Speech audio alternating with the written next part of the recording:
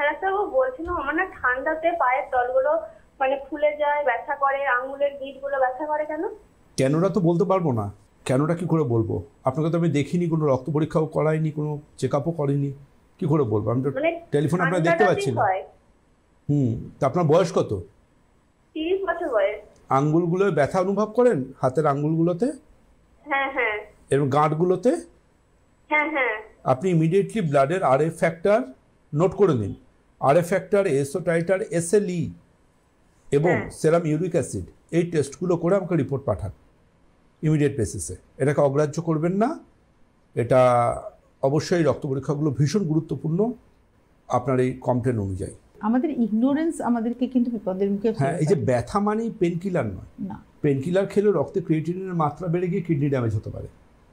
আজকে ভাবতে হবে যে আমি যে খাবারটা খাচ্ছি, আজকে ক্যালসিয়াম ডিরাইভড অ্যান্টাসিড খেলেও বা ক্যালসিয়াম বেশি খেলেও কিডনিতে স্টোন আসতে পারে।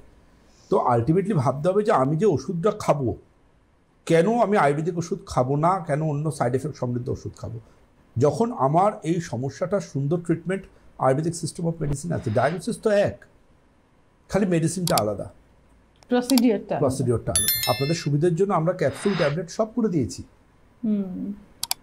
তাহলে আজকে এই জায়গা থেকে কিন্তু মানুষ পরম্পরা আয়ুর্বেদের দিকে এতটা এসেছে।